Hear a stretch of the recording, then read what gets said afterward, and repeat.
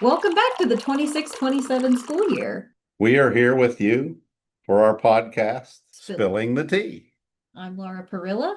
And I'm Greg Barton. In case you haven't watched any of our previous episodes, we spill the tea by giving you tea reviews and campus news. And this week, our tea comes to us all the way from Norway, courtesy of Sharon Hipple, who went on vacation this summer and brought this back for us to share. This Cloudberry Tea. Cloudberry tea. Now, she did tell me cloudberries grow naturally in Norway. They're a local wild berry. And she did get to try them. She said she went out on a hike and she got to try them. She said they were very tart, but she doesn't know if they were ripe. Right. She was thinking they might be better if they She said they look similar to a raspberry, though, yes. That's what she said. And they kind of look very raspberry-like yeah. on the package. I had to use Google Translate to figure out what is in this tea because it's not in English in the packaging. So according to Google Translate, this tea is black tea, and they give us percent. It is 90% black tea, 4% elderflower, 2% honeysuckle, 2% safflower, and 2% cloudberry aroma. Wow. So that's the special ingredient. That's the special ingredient, the cloudberry, yeah. Yeah. So we prepared this with boiling water since it's a black tea, and we've let it steep for, it's probably been only about 1 minute now at this rate. Yeah. And we have our sugar in case we want to add sugar to it. In the meantime, look at these fancy mugs we have.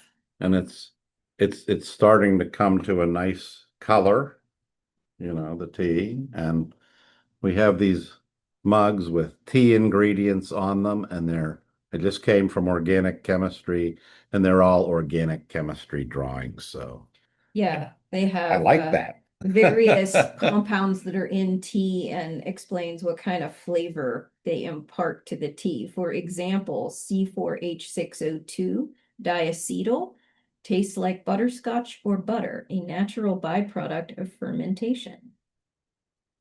These mugs were Matt Sisek sent these to us since he knew we had our podcast.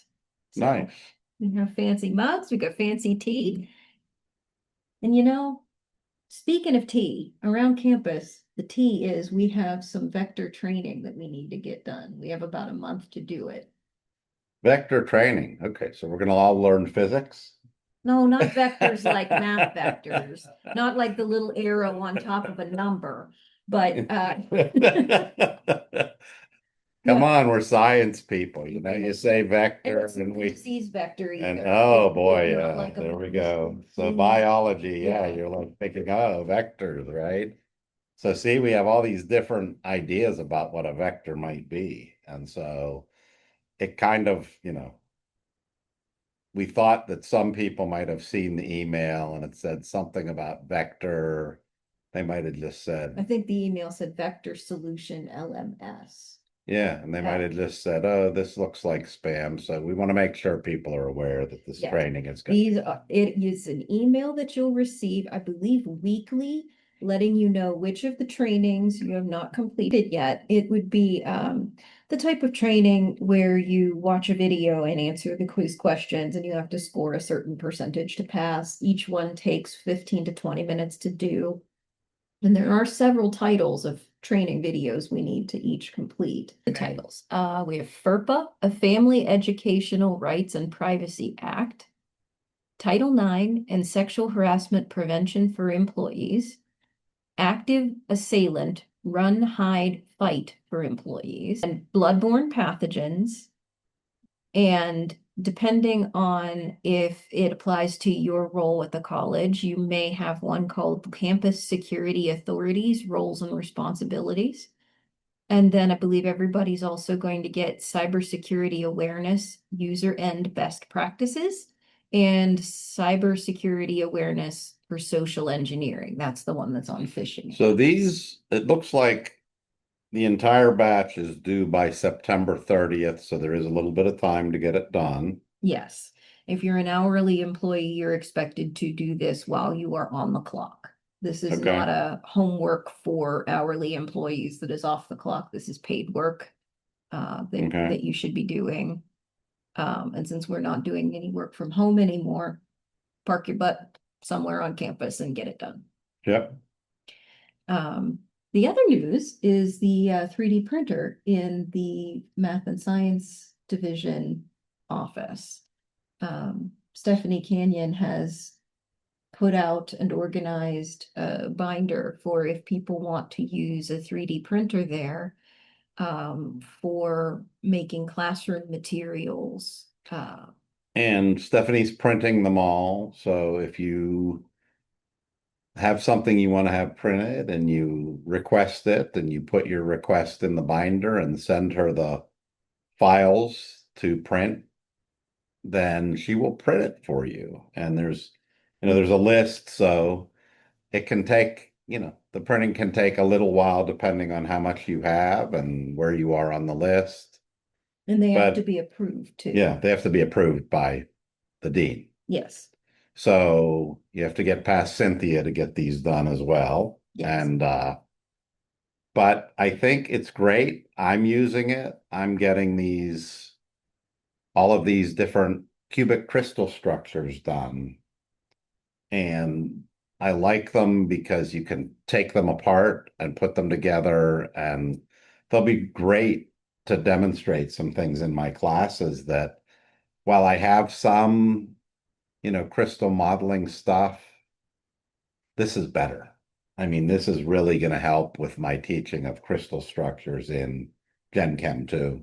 And I saw that Sharon had printed the puzzle pieces for ion and Oh ionic yeah, bonding. yeah, for ionic compounds. And math has done, somebody in math, and I'm not sure who, did a thing on fractions, and they have these little circles and they're broken into the fractions. Oh, neat. And it's really nice. So they're like the little pie slice fraction things, and you know, Yeah. and students struggle with fractions. And so, I mean, honestly, Sometimes it's easier to see that a fifth of something is bigger than a sixth of something. right, Because like you visually, think, yeah, to visually you think, oh, a fifth of something versus a sixth, which one is actually right. larger? And And we have, students with different, I feel like this has been steeping on yeah, I me. think this Yeah. has probably been steeping. So we have students with different learning styles too. And so visual learners, I mean, if you can come up with some visual aids through the 3D printing that can help with some of your, maybe some more complex topics that students tend to have trouble with. Yeah. We also made DNA kits, the DNA I modeling saw kits. Zeke had the DNA. Yeah, where each of the base pairs Yeah. can snap together and you can have the students practice that this base pair only pairs with this other one. This one only pairs with that other one, and then they both or all four will bond to the sugar backbone. Yeah. And then eventually, once you've built a piece of DNA, then you can pick it up and twist it, and it actually will be the 3D shape. This has a nice aroma to it. I like the aroma of this cloudberry tea. It's delicate. Yeah. Mine's still pretty hot. I know. I think I drink my tea hotter than a lot of people do. I tend to, I don't know. Hot food, hot tea. I seem to be able to, I don't know. You just don't have sensitive teeth. I can handle it, and it doesn't really tend to bother me much, but Nope, can't sip it yet. it's actually pretty good on its own. A little bit of sugar though might bring out Do you want to put some the sugar? flavors. Yeah. Yeah, So I I'm do still think not able that to get a big sip yet. I do think the sugar has brought out a little more of the flavor. So Yeah, it's still kind of delicate though. it is. It's not a strong raspberry flavor. It's mild, delicate, fruity, cloud-like flavor. It's cloudberry. Cloudberry. This tea, I wouldn't I wouldn't probably drink this as sort of my early morning or breakfast tea, but this is a tea that I might have like after dinner. It's almost Like a little a dessert. dessert tea, I feel like almost. It's kind of an interesting,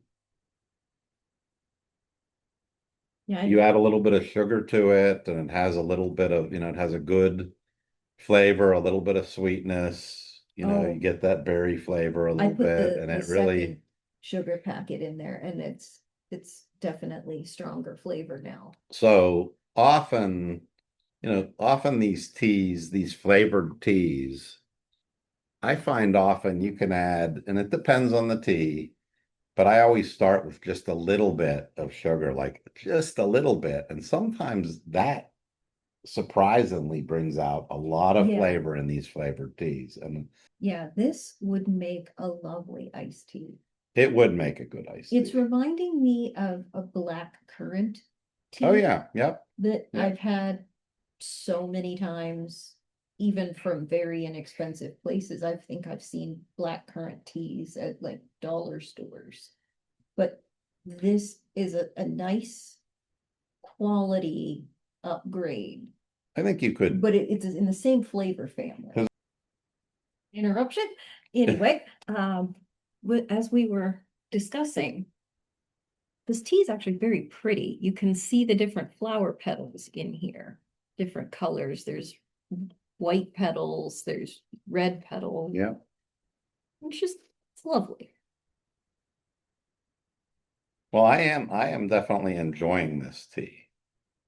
I Indeed. might, I'll have to see. Um, I just have it.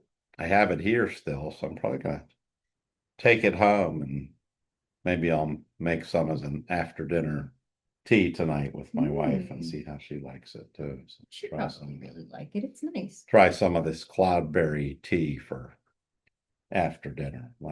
This Very good makes me for want you. to sit on my back porch and sip it and like watch the little rabbits run around in my yard.